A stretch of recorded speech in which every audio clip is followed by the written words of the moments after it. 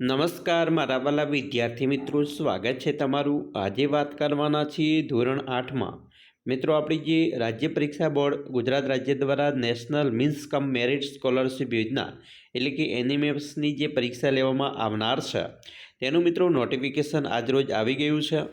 ધોરણ 8ના વિદ્યાર્થીઓ માટે મિત્રો આજે national means cum merit scholarship એનએમએમએસની જે પરીક્ષા લેવામાં આવે છે તેની અંદર મિત્રો અલગ અલગ પ્રકારની જે શિષ્યવૃત્તિ મળી છે। ધોરણ 8ના વિદ્યાર્થીઓને મિત્રો જો આ પરીક્ષા પાસ કરે તો ધોરણ 9થી ને 12 સુધી જ્યાં અભ્યાસ કરે ત્યાં સુધી તેમને 48,000 રૂપિયાની આ જે યોજના છે તેમાંથી સહાય મળવાપાત્ર થાય છે। મિત્રો આ જે યોજના છે તેની અંદર કેટલા ફોર્મ ભરવાના છે એટલે કે ક્યારે ફોર્મ ભરાવાના છે, ક્યારે પરીક્ષા હશે, બરાબર, કેવી રીતે ફોર્મ ભરવાનું છે, તમામ માહિતી આપણે આ વિડીયોમાં સંપૂર્ણ ડિટેલ્સ જોવાના છે। તો ચાલો વિદ્યાર્થી મિત્રો વિડીયોની શરૂઆત કરીએ। તેના પહેલાં તમે ખાસ ચેનલમાં નવા હોય તો ચેનલને અવશ્ય સબસ્ક્રાઈબ કરી વિડીયોને લાઇક અને શેર કરવાનું પણ ન ભૂલતા। ખાસ વિદ્યાર્થી મિત્રો અહીંયા તમને એક વેબસાઇટ આપેલી છે www.secbexam.org। જે વેબસાઇટ ઉપર જઈને તમારે તારીખ 1/1/2025થી 11/1/2025 સુધી આ ઓનલાઈન ફોર્મ ભરવાના છે। મિત્રો જાહેરનામું આજરોજ પડી ગયું છે। તમને હમણાં વાત કરી એવી રીતે આ જે વેબસાઇટ છે તેના ઉપરથી તમે 1થી 11 તારીખ વચ્ચે કોઈપણ તારીખમાં ફોર્મ ભરી શકો છો। તેની અંદર મિત્રો પરીક્ષા ફી પણ આપવામાં ભરવાની હોય છે, જે ઓનલાઈન ભરવાની હોય છે। તેના માટે તમને મિત્રો અલગથી 2 દિવસ ફાળવવામાં આવ્યા છે, એટલે કે 1થી કરી 1/1/2025થી 13/1/2025 સુધી તમે જે મિત્રો છે એ પરીક્ષા માટેની ફી પણ ઓનલાઈન ભરી શકો છો।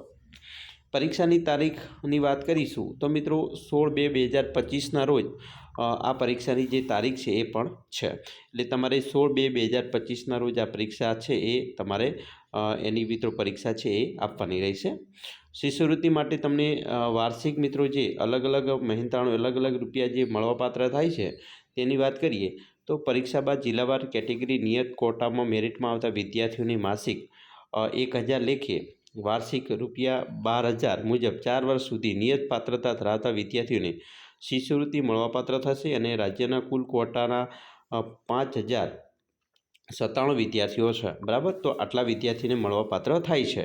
એટલે કે 4 વર્ષ 12,000 એક વર્ષના 12 એટલે 12 ચોક 48, તો 48,000 રૂપિયા છે એ ધોરણ 12 સુધી ભણે ત્યાં સુધી તેમને મળવાપાત્ર થાય છે। તો આવી રીતે તમારે મિત્રો ખાસ છે એ ફોર્મ ભરવાનું છે। વિદ્યાર્થીઓને મિત્રો લાયકાત છે, તો લાયકાત શું હોય તો કયા વિદ્યાર્થીઓ ધોરણ 8માં ભણતા કયા વિદ્યાર્થીઓ આ પરીક્ષામાં બેસી શકે તો મિત્રો સરકારી પ્રાથમિક શાળામાં, લોકલ બોડી શાળાઓમાં, જિલ્લા પંચાયત, મહાનગરપાલિકા અને નગરપાલિકાની શાળા તથા ગ્રાન્ટેડ પ્રાથમિક શાળાઓમાં અભ્યાસ કરતા હોય તે તમામ વિદ્યાર્થીઓ એનએમએમએસની પરીક્ષાથી આપી શકે છે, બરાબર। ખાસ મિત્રો અહીંયા જનરલ કેટેગરીની અંદર જોઈએ તથા ઓબીસી કેટેગરીમાં વિદ્યાર્થીઓએ ધોરણ 7માં ઓછામાં ઓછા 55% ગુણ છે એ લાવેલા હોવા જોઈએ, જ્યારે એસસી એસટી કેટેગરીમાં ધોરણ 7માં ઓછામાં ઓછા 50% ગુણ લાવ્યા હોય તો પરીક્ષામાં બેસવા મળે છે। નોંધ મિત્રો, ખાનગી શાળાઓ એટલે કે પ્રાઇવેટ શાળા, સેલ્ફ ફાઇનાન્સ શાળા, કેન્દ્રીય વિદ્યાલય, જવાહરલાલ નવોદય વિદ્યાલય તથા જે શાળામાં રહેવા જમવાની અભ્યાસની સગવડ પૂરી પાડવામાં આવતી હોય તેવી કેન્દ્ર રાજ્યની સરકારની સંસ્થાઓ દ્વારા ચાલતી નિવાસી શાળાના વિદ્યાર્થીઓ આ પરીક્ષામાં આવેદનપત્ર છે ભરી શકશે નહીં, બરાબર। બીજું, આવક મર્યાદા અને જાતિ પ્રમાણપત્ર તેમજ આધાર કાર્ડ બાબત મિત્રો અહીંયા આપેલું છે એ મુજબ તમારે કરવાનું છે। તો એનએમએસની પરીક્ષા માટે નક્કી થયા મુજબ ઉમેદવારની વાલીની વાર્ષિક આવક 3,50,000થી વધારે ના હોય તેવા વિદ્યાર્થીઓને જ શિષ્યવૃત્તિનો લાભ મળવાપાત્ર થશે, બરાબર। વિદ્યાર્થીના આવેદનપત્ર સાથે વાલીની વાર્ષિક આવકનો દાખલાની પ્રમાણિત નકલ પણ બીડવાની છે, પછી જાતિનું પ્રમાણપત્રની નકલ પણ અવશ્ય અપલોડ કરવાની છે। એટલે તમારે જે ડોક્યુમેન્ટ લાવવાના છે એ મિત્રો એક આવકનો દાખલો અને બીજું જાતિનું પ્રમાણપત્ર। હવે કોના લાવવાના તો સરકાર દ્વારા અધિકૃત કરેલ અધિકારીઓના દાખલાઓ પ્રમાણપત્ર અપલોડ કરવાના છે। તો મિત્રો અહીંયા તમારે જે આવકનો દાખલો છે એ તલાટીનો ચાલશે, પરંતુ જે જાતિનું પ્રમાણપત્ર છે એ તમારે તાલુકા વિકાસ અધિકારી અથવા મામલતદાર છે એમનું લાવવાનું રહેશે। આ પરીક્ષામાં વિદ્યાર્થીને વાલીની વાર્ષિક આવકના પ્રમાણપત્ર અને જાતિ અંગેના પ્રમાણપત્ર જાહેરનામા મુજબ સરકારશ્રી દ્વારા અધિકૃત કરેલ સક્ષમ અધિકારીશ્રીનો દાખલો જોડાવાનો છે। જાતિ તેમજ આવકના અંગેના પ્રમાણપત્રો મેળવવાના વાલીને તકલીફ પડતી હોવાથી રજૂઆતોને અગાઉની પરીક્ષામાં રાજ્ય પરીક્ષા બોર્ડની મળેલ હતી તે જોતાં નીચે મુજબના ફેરફારોને ધ્યાનમાં લેવા વિનંતી છે. મિત્રો જો આવકનો દાખલો કોનો ચાલશે? તો મામલતદારશ્રીનો, તાલુકા વિકાસ અધિકારીશ્રીનો, તલાટી કમ મંત્રી, ચીફ ઓફિસર તેમજ કોઈપણ આવક અંગેનું પ્રમાણપત્ર માન્ય રહેશે. એટલે તમે તલાટી કમ મંત્રીનો દાખલો લાવો તો પણ ચાલશે. જાતિ અંગેના પ્રમાણપત્ર કોનું ચાલશે? તો મામલતદારશ્રીનું, તાલુકા વિકાસ અધિકારીશ્રી, શાળાના આચાર્યનું રજિસ્ટર જે જાવક નંબર તેમજ ફોટા સાથેનું બોનોફાઇડ પણ માન્ય રહેશે. એટલે તમારે કંઈ દોડાદોડી કરવાની જરૂર નથી. તમારા આચાર્યશ્રી છે એ બોનોફાઇડ સર્ટિમાં ફોટા સાથેનું ચોંટાડીને આપશે તો પણ અપલોડ કરશો તો પણ ચાલશે. બરાબર. વિદ્યાર્થીની પેટા જાતિનો ઉલ્લેખ કરવાનો રહેશે. વિદ્યાર્થી નિયત આવક મર્યાદામાં અને નિયત જાતિની કેટેગરીમાં આવે છે તેની શાળાના આચાર્યશ્રી ચકાસણી કરવાની રહેશે. અને ખાસ નોંધ મિત્રો અહીંયા પણ આપી છે કે national means cum merit scholarship પરીક્ષામાં ઉત્તીર્ણ થયેલ જે મેરિટમાં સમાવેશ થયેલ વિદ્યાર્થીઓનું સ્કોલરશિપ મેળવવા માટે NSP પોર્ટલ પર રજિસ્ટ્રેશન કરાવવાનું થાય છે. તે સમયે આવક અને જાતિ અંગે સરકારશ્રી દ્વારા અધિકૃત કરેલ સક્ષમ અધિકારીશ્રીનું પ્રમાણપત્ર ફરજિયાત છે.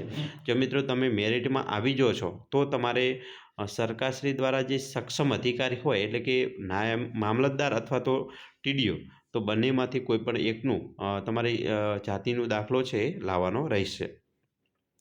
આધાર કાર્ડ બાબતે જોયું તો આધાર કાર્ડની અંદર મિત્રો NSP પોર્ટલ પર રજિસ્ટ્રેશન વખતે વિદ્યાર્થીનું નામ આધાર કાર્ડ મુજબ હોય તે ફરજિયાત છે. તેથી આ ફોર્મ ભરતી વખતે વિદ્યાર્થીનું નામ આધાર કાર્ડમાં નામ હોય તે જ રીતે ભરવાનું રહેશે. તેમજ આધાર કાર્ડની કોપી અપલોડ કરવાની પણ રહેશે. બરાબર.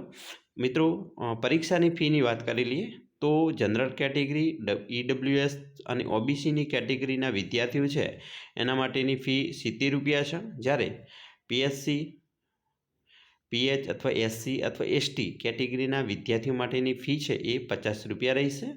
સર્વિસ ચાર્જ અલગથી ચૂકવવાનો રહેશે અને કોઈપણ સંજોગોમાં ભરેલી ફી છે એ પરત આપવામાં પણ નહીં આવે. એટલે ખાસ મિત્રો તકેદારીથી ફોર્મ ભરવાનું છે. ફી ઓનલાઈન સ્વીકારવા અંગે મિત્રો તમારે જે ફી છે એ ઓનલાઈન સ્વીકારવાની છે અને એની તમને રિસિપ્ટ પણ મળી જશે.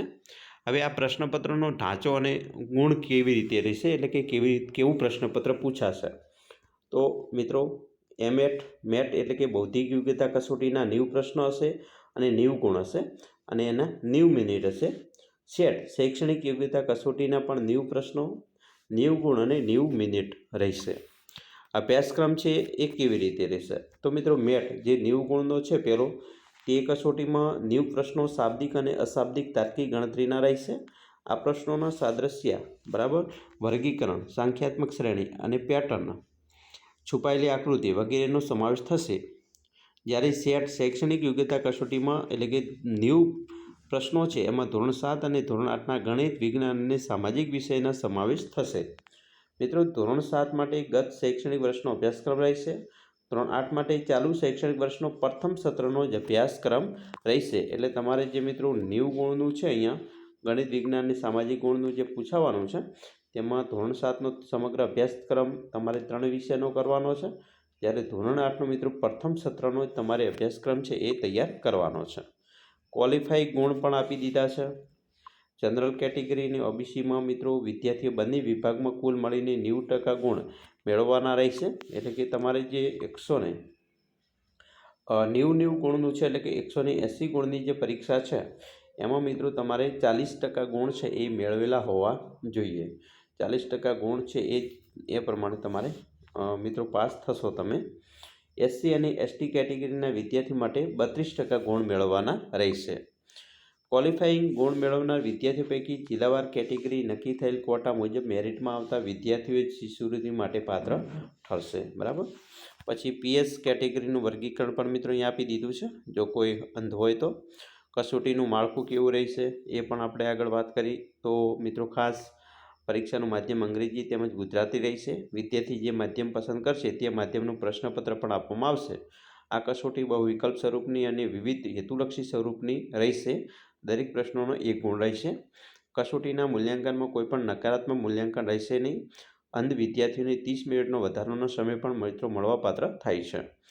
ઓનલાઈન અરજી કરવાની રીત એ તો મિત્રો તમારા શિક્ષકની મદદથી તમે કરી શકો છો. એટલે તમારે જો તમારે જાતે કરવી હોય તો અહીંયા મિત્રો જે સ્ટેપ બાય સ્ટેપ આપેલા છે એ મુજબ તમે ઓનલાઈન અરજી પણ કરી શકો છો.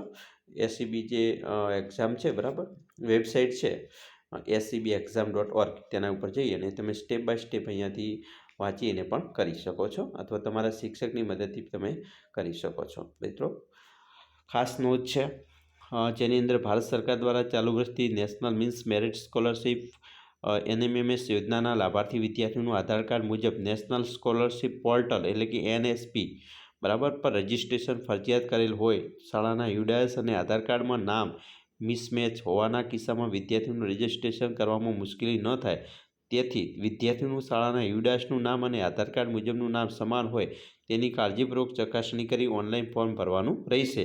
ખાસ શિક્ષકોએ અને વિદ્યાર્થીઓ ખાસ આ તકેદારી રાખવી. જરૂરી આધાર પ્રમાણપત્રો, આપણે જે મિત્રો પ્રમાણપત્રની આગળ વાત કરી તો અહીંયા ફી ભર્યાનું ચલણ, બરાબર, પછી વિદ્યાર્થીનું આધાર કાર્ડની કોપી, આવકના દાખલાની પ્રમાણિત નકલ, સરકારશ્રી દ્વારા અધિકૃત કરેલ અધિકારીનો દાખલો જોડવાનો છે, એટલે કે તમે તલાટી કે મંત્રીનો પણ ચાલશે. 3-7ના માર્કશીટ અથવા સમકક્ષ પુરાવા દાખલાઓ, જાતિ અંગેના પ્રમાણપત્રની નકલ અને વિકલાંગતા હોય તો એમનું પ્રમાણપત્ર. શાળાએ કરવાની કાર્યવાહી પણ મિત્રો અહીં આપી છે. પરીક્ષા કેન્દ્ર 300 ફાળવવામાં આવશે, એ બાદનો વિષય છે, પરંતુ તમારે આટલું જ છે એ મિત્રો ખાસ તકેદારી રાખવાની રહેશે. ધ્યાનથી મિત્રો વ્યવસ્થિત ફોર્મ ભરી દેજો અને તમારી પરીક્ષા માટે તમને બેસ્ટ ઓફ લક. તમને મિત્રો આપણી ચેનલના માધ્યમથી તમારે જો મોડલ પેપરની જરૂર હોય તો મોડલ પેપર પણ મિત્રો મૂકેલા છે આગળ, અને આપણે હવે પણ મૂકી દઈશું, તો આપણી ચેનલના પ્લેલિસ્ટમાં જઈને જોઈ શકો છો.